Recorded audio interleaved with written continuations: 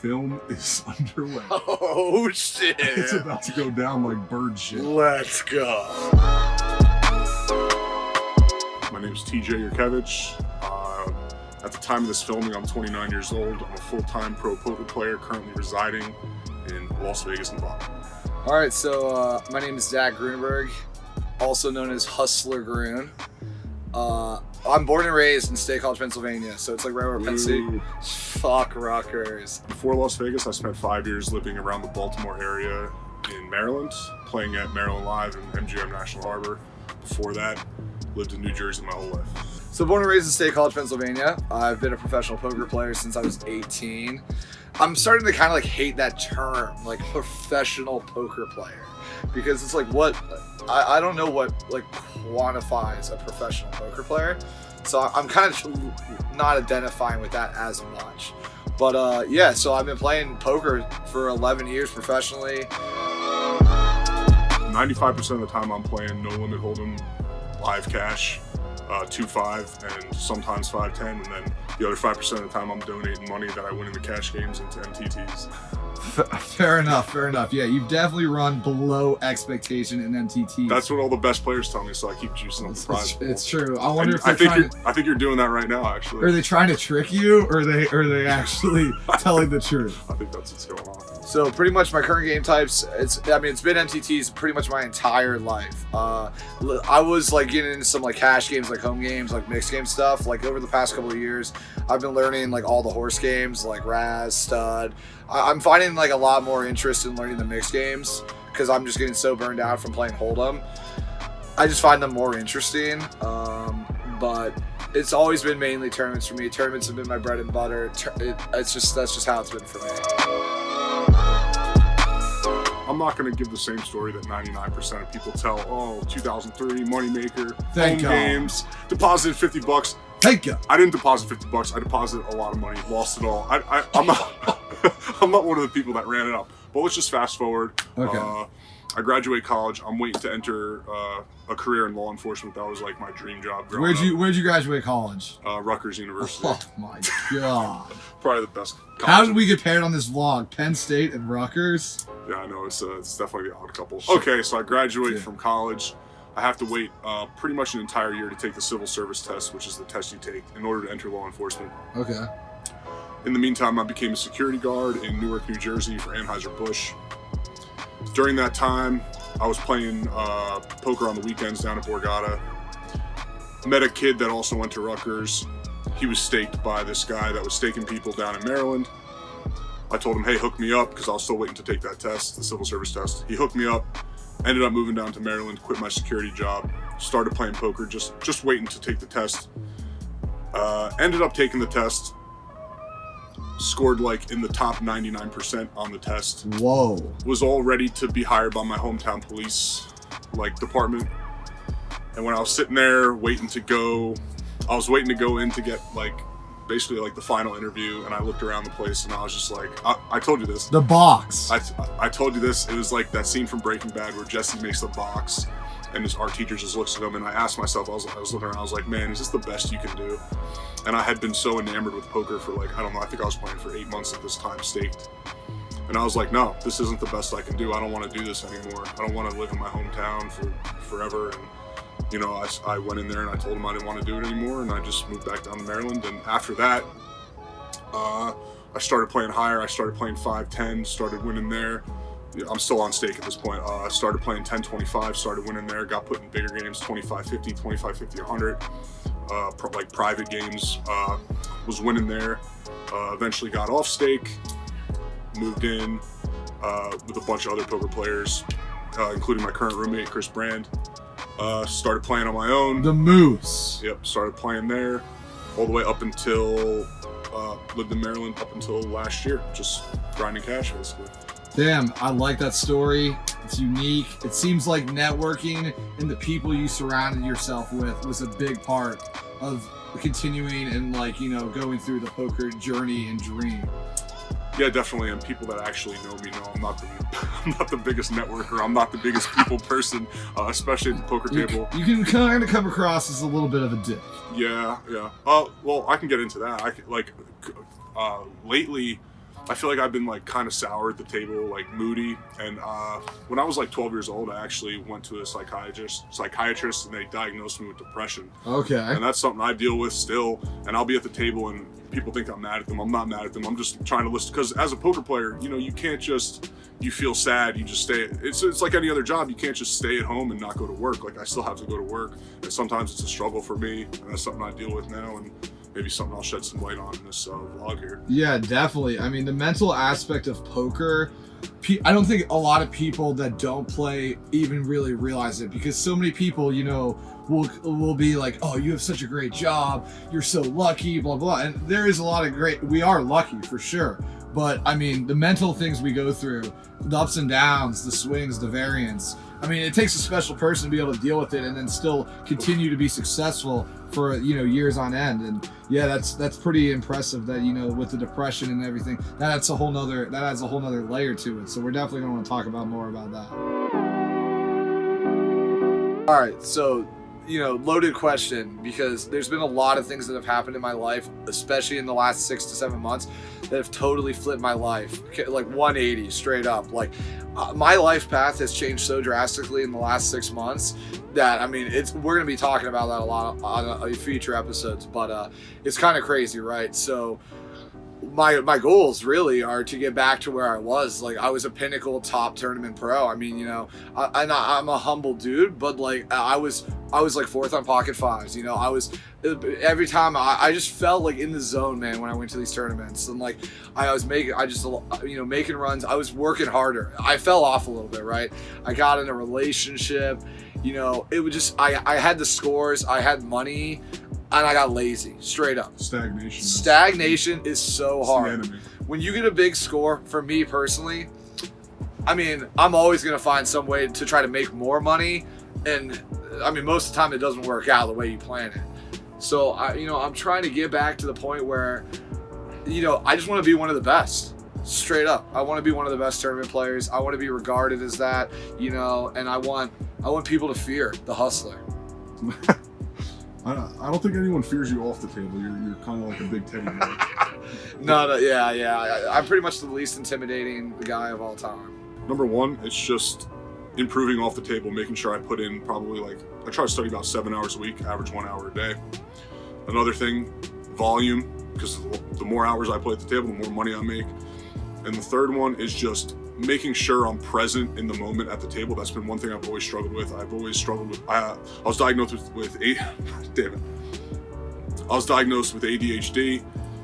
So it's really tough for me to just like pay attention for long periods of time. It's something I've been working on. I meditate to try and work on my mindfulness and being present, in the current moment. And it's something that I've really taken great strides in while I'm playing at the table. If I can lock in and on my opponent's tendencies, I don't think there's too much that can stop me. Yeah, I think, you know, just being in the moment just for everything in life is so important. And I feel like with myself, everyone sucks at it. Nobody's really good at it, even the people that preach it. But that's where you can get a huge edge in these games. That's where you can get, agreed. That is a big aspect of, you know, one-upping your opponent, especially in poker. You know, at some of my biggest moments, I was probably not, so like we were talking about with you, in the moment, right? Mm-hmm. I was always having to worry about other things, and I mean, I think, you know, I must have been under high amounts of stress because my hair is just like, it's done, bro. It's not. Everywhere I go now, people tell me I'm losing my fucking hair. It's a tragedy. Stress is real. And if you let those outside influences like come into your poker game, you're just dead in the water. Yeah, it's such a mental game, bro. Yes. It's when you sit at a table, especially with some of the best in the world, when you're battling against these fucking wizards, if you're not on top of your game, you're gonna get eaten alive. If you think you're running bad, you're gonna be able to get exploited by people that think you are the unluckiest person ever. They're gonna bluff you when the flush card gets in, and it's crazy how that shit manifests. Dude, man, that is such a good word for it, because I swear to God, when I'm in a zen moment, and if I'm zen for like a tournament run, I'm gonna have better results. Like, yes. I swear to God, like the runouts are purer. Mm-hmm. Just everything seems to go pure, and that sounds so stupid, right? Because it's random. Yeah. But if I go into the tournament, I'm like, I have no fucking shot. Yeah. I'm never gonna get a good result. That's sort of how I feel. I mean, I don't know how Joe McKeon gets all the good results. I know he's one of the greatest poker players ever. I actually like me and Joe. We've always been cool, but like his like aura, like I just don't see how it attracts winning. I think But he's putting on an act. Though. Yeah, it might just be an act. But I've never seen the fucker smile in my life. One thing I've started doing a lot more in the past few years is reading books. I think just by reading books and acquiring knowledge in a bunch of different topics, you get more hungry for knowledge, and doing that has helped me with my fitness, with my depression, my mental clarity, just all around everything. There's so many good books. Like I can recommend some. We can do like a list at one point, but just reading is like such a good core quality to have, I think. Yeah, I agree with you on that, man. Like when I'm at like my peak life, I'm reading a lot. You know, I mean, knowledge is power. It's cliche as fuck, but it's true. Your health is your wealth. Too. Health. Yo, side story. We're literally at a Redman and Method Man concert the other night at On the Record. We're having a great time. We're chilling. We're going hard. We somehow get like front, like center, like we're like right there. We're this far away. We're so far away. We're literally where TJ's sitting now. This guy's talking, I can reach out and slap Redman's ass if I wanted this to. guy's That's talking about smoking weed, like drinking, like having a clean pussy if you're a girl. Clean pussy is a major key. And then all of a sudden, out of nowhere, he ends the show with, and then guys, I just want you to know this. Your health is your wealth. Take care of yourselves. Take care of each other. Like all this shit. And I was like in my drunken haze, like, wow, Redman just spitting some straight fucking knowledge. We never right expected Redman to drop such wisdom, but it was so on point. It resonated perfectly. Yes. So, I mean, biggest improvements for sure is like, you know, we need like plugging life leaks, right? Like I always say, no mistakes in life, only lessons. I think Big Sean might have said that. I don't know.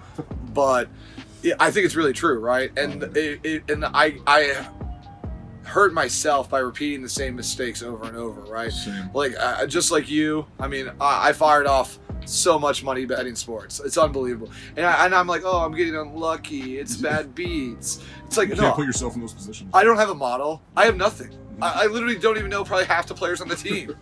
Well, like, why am I betting $25,000 on the Falcons against the Patriots? And that was a bad beat. That was. But look, if you didn't bet. But if I didn't bet, it would have been totally cool. Yeah, it would have been a great game to watch. It would have been an incredible game. Instead, I'm sitting on my couch mortified. About to throw up. Yeah, wondering how I had the Falcons in the under. Good sweet God.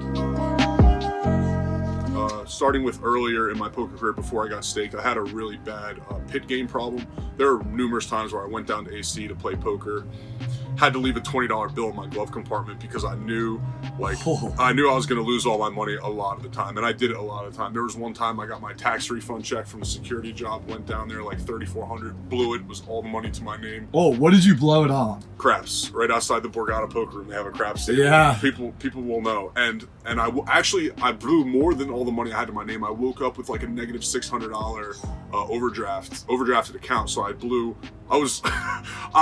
$600 to be broke.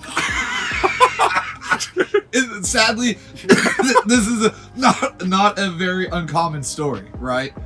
Yeah. You hear these stories about legendary poker players with huge gambling problems. So after I plugged that leak, I said I would say since then I've never seen you in the pit. Yeah, I've probably lost since then maybe $400 total in the pit, and that's just having fun with my friends, like throwing 100 out on a craps table. And I have self-control no matter how drunk I am. I know how bad it is.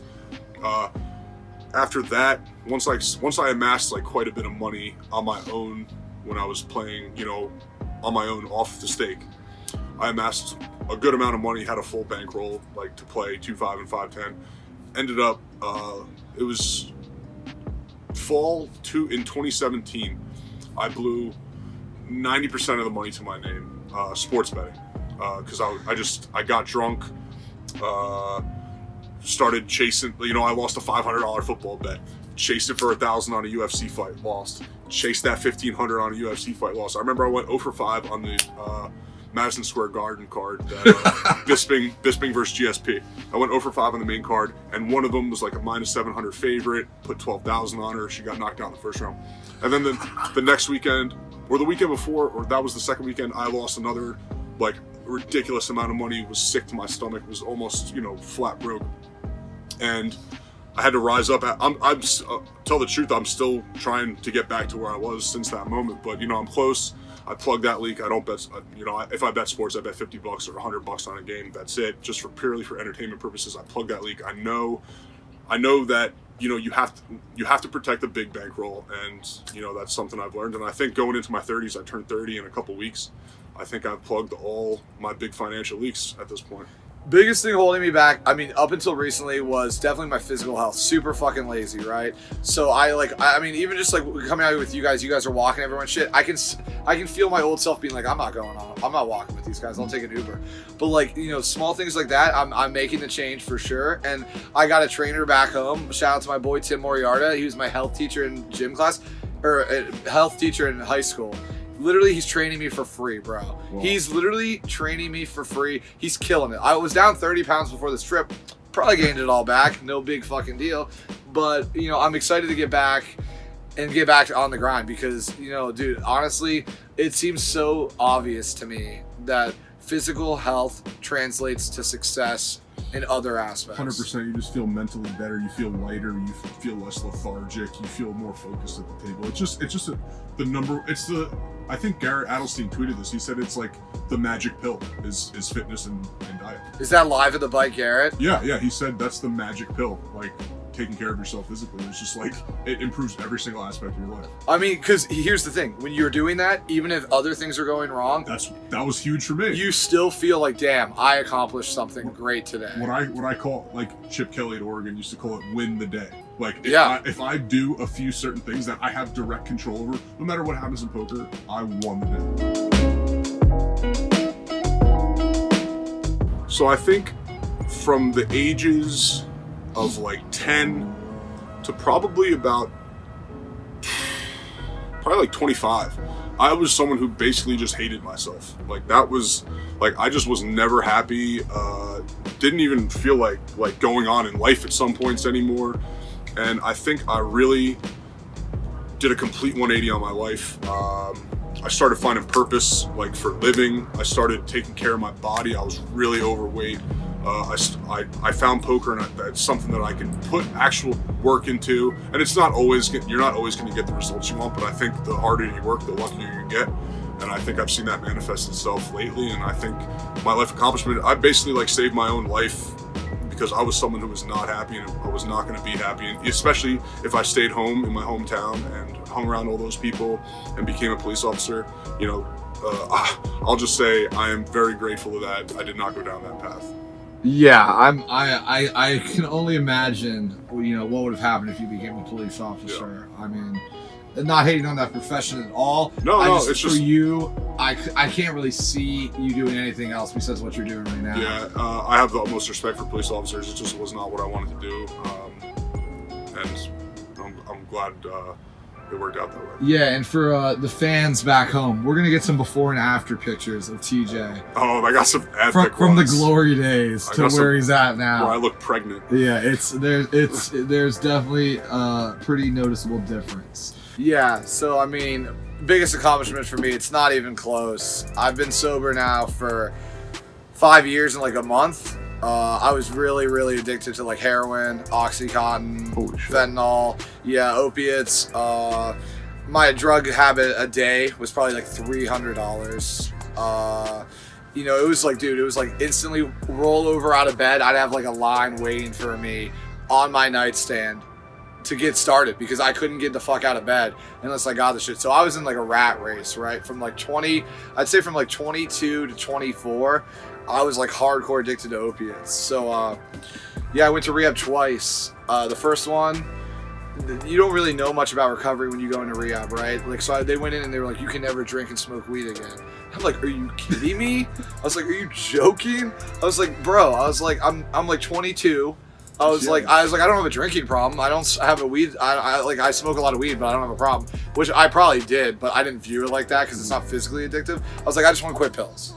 So I got out of rehab. I stayed completely sober for like 70 some days.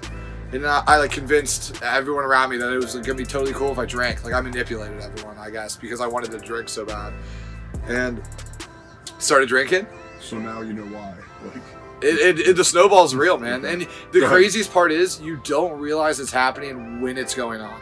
You start drinking, You start smoking weed. One day I was like doing a line of blow on some fucking staircase and God knows where. And then like all of a sudden I'm at my boy's place fucking snorting a line of oxy. And I'm just like, how did I get here? And it happens so quick. And then once you do it once, if you've been... One, I'll tell you, if you have any sober time, if you go back out and you start fucking up again, it sucks. Because you know there's a better way to live your life. Yeah. And then... But once you do it, it's over. Until you take some, like, you know, until you get sober again, you are going to be on a run. It's called a run. And hopefully you stop, hopefully the run ends soon without you going to jail or dying, or else you're out of luck. And yeah, so I ended up really fucking up. That's another story for another time. That might not even be allowed to be on the vlog. Which one? The rock bottom moment. What is that? Well, it was what got me to go into my second rehab. Well, you can say as much as you can, I guess, without incriminating yourself. Yeah, exactly. Let's just say that you got in a very bad situation. I was in a very bad situation where, as soon as it happened, I figured I was going to prison for a long time. Like I wasn't sure the sentencing because my head was so fucked up. Okay. But I was like the cops were involved. There was detectives calling me. I was like, I am going to prison. I was like, but it was insane, bro. This like a moment of clarity. Yes, dude. The clouds parted from the sky. It was like God Himself was speaking to me, like out of like all the the clouds like parted, and they were like, dude, you need help. Like you need to get clean. And I laid there on my parents' floor, and I was like, I need to go to rehab.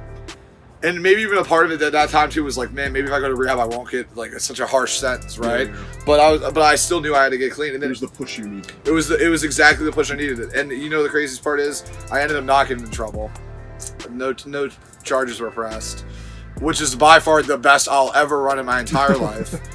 And it got me into my second rehab, and I've been clean ever since. So I've no drinks, no drugs, no puffs.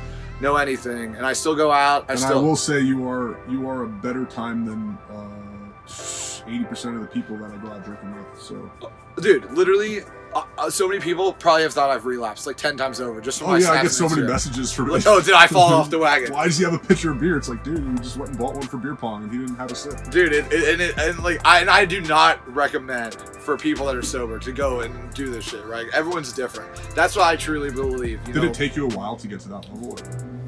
Honestly, like I was going out pretty hard after I got out of rehab, just because I wanted to meet girls, bro. Right. Like, I was like, oh, I got this girl on the line. I was like, I can't tell her like what I'm going through right now because like she doesn't know anything about me. Yeah. So I kind of put myself in that situation right away, but it was crazy, man. I just knew I was done. I've known that if I ever lost that sense of like, you know, maybe I'm faulty, I would never put myself in these situations because you just gotta know yourself, man. I think that's the biggest thing. I've been wanting to do a vlog for a little over a year now. I don't want to do it for like money or fame or anything like that. I think if I can show a small subsection of people that really want to work hard and work on their game, like that's something that I think I'm going to bring to the table. I'm going to show you how far hard work can get you. For like 3 out of the 5 years of my poker career, I never worked on my game off the table. So I think showing hard work, showing discipline, they'll be able to see that I have a very regimented schedule. When I first lived in the house in Maryland, when I got staked, I was like 270 pounds, really fat. Now I'm hovering around 220 now, in really good shape. I've turned my life around in that regard.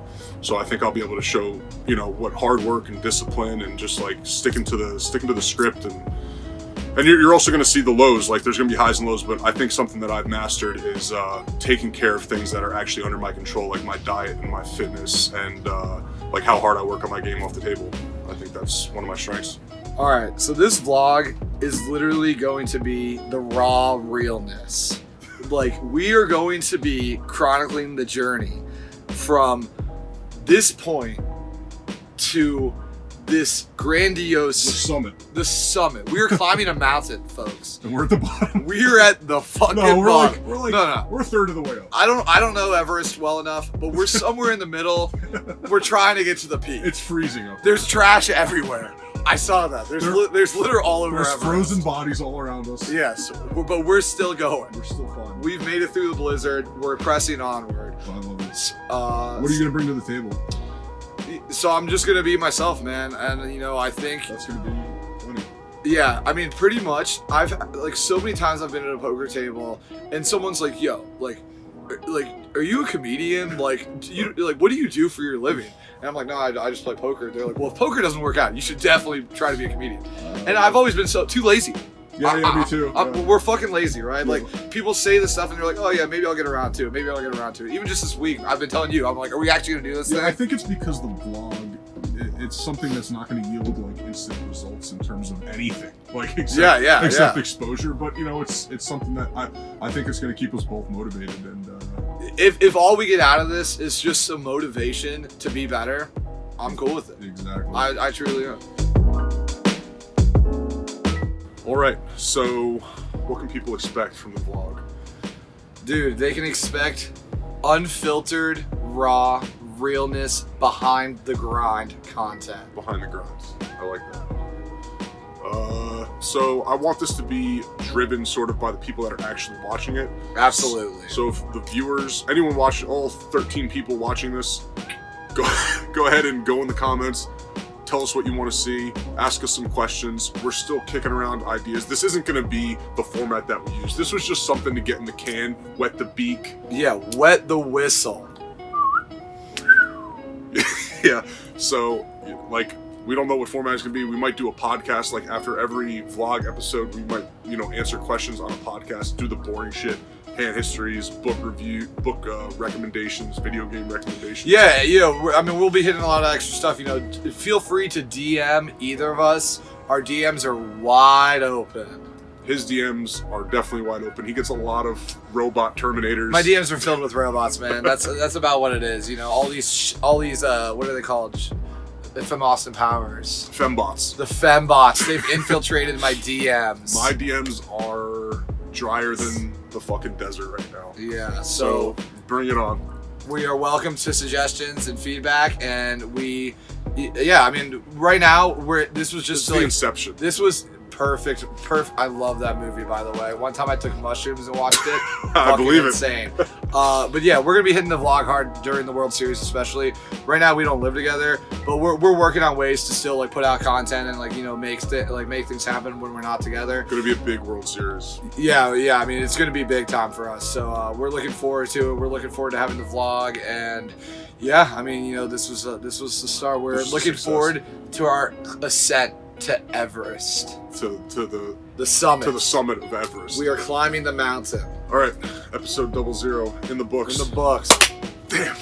It'll never be good. We were close to syncing that up. I know. It was a strong end, though. You better watch the fuck out, because TJ and Grun are on the scene. We're not going to stop until we're number 1.